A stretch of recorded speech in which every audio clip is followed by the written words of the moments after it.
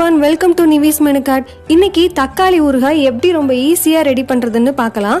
இது வந்து நீங்க 4 ல இருந்து 5 மாசம் வரைக்கும் ஃப்ரிட்ஜ்ல வச்சு யூஸ் பண்ணிக்கிட்டீங்கன்னா கெட்டு போகாம நல்லா ஃப்ரெஷ்ஷா இருக்கும். ஃபர்ஸ்ட் தக்காளி வதக்குறதுக்கு நல்லெண்ணெய் இல்லனா கடலெண்ணெய் 1 டேபிள் ஸ்பூன் எடுத்துக்கோங்க. அதுக்கு அப்புறம் 1/2 கிலோ தக்காளியை வந்து நான் இந்த மாதிரி சின்ன சின்னதா சாப்பர்ல கட் பண்ணிருக்கேன்.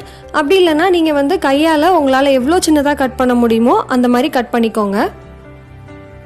ஏன்னா சின்ன சின்னதாக இருந்துச்சுன்னா கொஞ்சம் சீக்கிரமாக வதங்கிடும். அதனால தான். இப்போ காரத்துக்கு 30 காஞ்ச மிளகா, கலருக்காக ஒரு 10 காஷ்மீரி சில்லி, 20 பல் பூண்டு, ஒரு 4 துண்டு வந்து இஞ்சி எடுத்துக்கோங்க. இது நல்லா ஃப்ளேவர் கொடுக்கும்.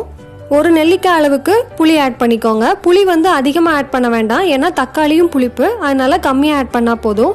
இது எல்லாத்தையும் தக்காளியில் இருக்க தண்ணி கொஞ்சம் வத்துற வரைக்கும் ஒரு 10 நிமிஷம் மீடியம் ஃப்ளேமில் வச்சு வதக்கிக்கோங்க.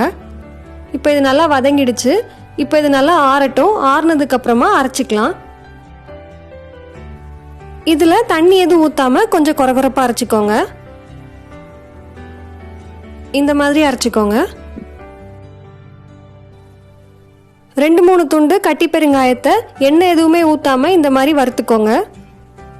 பெருங்காயம் இந்த மாதிரி நல்லா பொரிஞ்சதுக்கு அப்புறமா 1/2 டீஸ்பூன் வெந்தயம் ஆட் பண்ணிட்டு வெந்தயம் லைட்டா கலர் மாறுற வரைக்கும் வறுத்துக்கோங்க. லைட்டா ப்ரௌன் ஆனா போதும். இதை நல்லா பவுடர் பண்ணிட்டு ஊறுகாய் தாளிக்கும் போது அதோட நான் சேர்க்க போறேன். இதுக்கு பதிலாக நீங்க ஊறுகாய் தாளிக்கும் போது 1/4 டீஸ்பூன் பெருங்காய பொடியும் 1/2 டீஸ்பூன் வெந்தய பொடியும் சேர்த்துக்கலாம். இதை நல்லா ஃபைன் பவுடரா திரிச்சு வச்சுக்கோங்க. இப்போ ஊறுகாய் தாளிச்சிடலாம். அதுக்கு 5 டேபிள் ஸ்பூன் எண்ணெய் ஊற்றிக்கோங்க. எண்ணெய் கொஞ்சம் நிறையா இருந்துச்சுன்னா ஊறுகாய் ரொம்ப நாள் கெட்டு போகாமல் இருக்கும். இப்போ எண்ணெய் சூடானதும் 1 டீஸ்பூன் கடுகு ஆட் பண்ணிட்டு கடுகு நல்லா வெடிச்சதுக்கு அப்புறமா அரைச்சி வச்சிருக்கிற தக்காளி பேஸ்ட் ஆட் பண்ணிக்கோங்க. இது கூட பவுடர் பண்ணி வச்சிருக்க வெந்தயம் பெருங்காய பொடி இதை ஆட் பண்ணிக்கோங்க. இதுக்கு பதிலாக நீங்கள் 1/4 டீஸ்பூன் பெருங்காய பொடியும் 1/2 டீஸ்பூன் வெந்தய பொடியும் ஆட் பண்ணிக்கலாம். இதை 15 இருந்து 20 நிமிஷம் வரைக்கும் லோ ஃப்ளேமில் வச்சு நல்லா வதக்கிக்கோங்க. எண்ணெய் எல்லாம் நல்லா பிரிஞ்சு வர வரைக்கும் வதக்கணும். இந்த மாதிரி எண்ணெய் பிரிஞ்சதுக்கு அப்புறம் இதில் 1 teaspoon apple cider vinegar add பண்ணுறேன். இதுக்கு பதிலாக நீங்கள் நார்மல் ஒயிட் வினிகர் கூட ஆட் பண்ணிக்கலாம். இது வந்து ஆப்ஷனல் தான். ஆனால் இதை ஆட் பண்ணிங்கன்னா ஊறுகாய் இன்னும் கொஞ்ச நாள் கெட்டு போகாமல் இருக்கும். அதே நேரம் இன்னும் நல்லா டேஸ்ட்டாக இருக்கும். அப்புறம் 1/2 டீஸ்பூன் மஞ்சள் பொடி.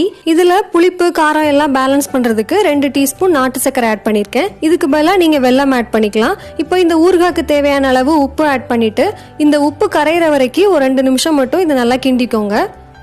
அவ்வளோதான், ஊறுகாய் ரெடி ஆயிடுச்சு. இதை வந்து நீங்கள் 4 ல இருந்து 5 மாதம் வரைக்கும் ஃப்ரிட்ஜில் ஸ்டோர் பண்ணி யூஸ் பண்ணிக்கலாம். நல்லா ஃப்ரெஷ்ஷாக இருக்கும். இந்த தக்காளி ஊறுகாயை கண்டிப்பாக ட்ரை பண்ணி பார்த்துட்டு உங்களுக்கு பிடிச்சிருக்கா இல்லையான்னு கமெண்ட் செக்ஷனில் சொல்லுங்கள். இந்த வீடியோ உங்களுக்கு பிடிச்சிருந்தா லைக் பண்ணுங்கள், ஷேர் பண்ணுங்கள். இன்னும் நிறையா வீடியோஸ் பார்க்குறதுக்கு நிவிஸ் மெனு கார்ட் சேனலை சப்ஸ்கிரைப் பண்ணிக்கோங்க. பக்கத்தில் இருக்க பெல் ஐக்கானையும் கிளிக் பண்ணிக்கோங்க. தேங்க்யூ.